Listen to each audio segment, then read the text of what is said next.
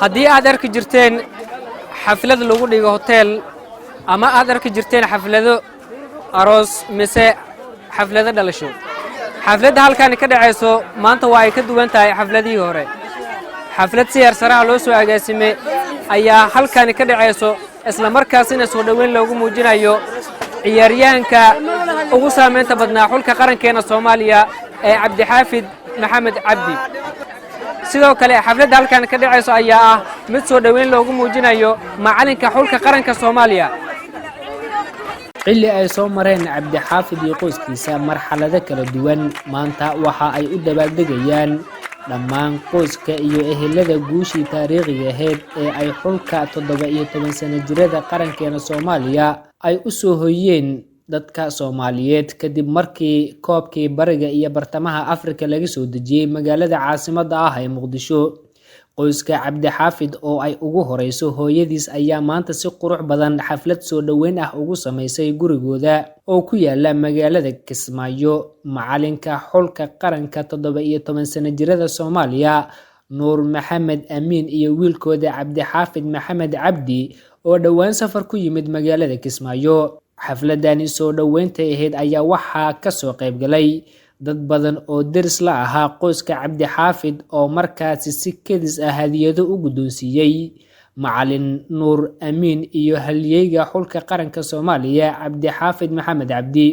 intaasi kadib qaar ka mid ah dadkii ka soo qayb galay xafladda oo ka hadlay ayaa bogaadiyay guushii xulka qaranka Soomaaliya waxa halkan casumaad ballaaran oo loo kala harin maanta ugu sameynay wiilkeena ciyaaryahanka Cabdixaafid oo u ciyaaraya qaranka Soomaaliyeed oo soo hoyay guulyo aad u sareeyo Cabdixaafid waxa ognahay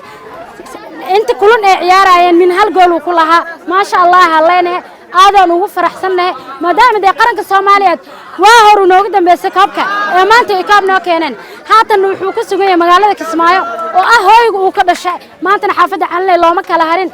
dhanka kale Cabdixaafid iyo macalinka xulka qaranka 17 sano jirada ee kubadda cagta Soomaaliya macalin Nuur Amiin ayaa dhankooda sheegay in ay ku faraxsan yihiin xafladani maanta loogu sameeyay magaalada Kismaayo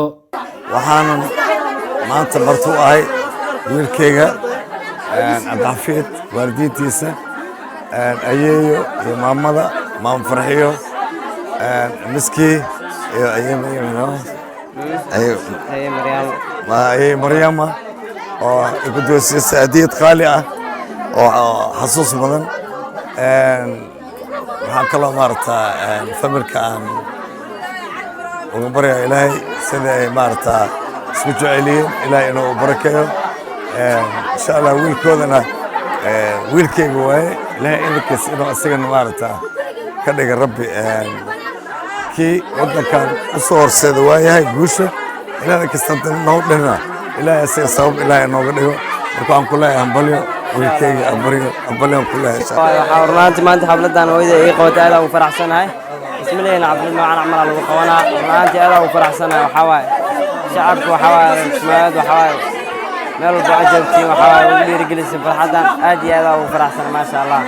hooyo Farxiya Banaadi Baana oo ah hooyada dhashay Cabdixaafid ayaa dhankeeda warbaahinta uga warantay dareenkeeda ku aadan xafladda soo dhaweynta ah ee ay maanta ugu sameysay magaalada Kismaayo wiilkeeda iyo macalinka xulka qaranka dareenkayga aad waayo maadaama maanta wiilkay xafladana u qabtay alxamdulillah iyo macalinkiisa macalin Nuur Amiin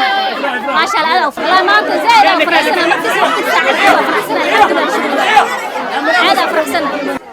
Nuur Muxyidiin Ali Jubaland TV Kismaayo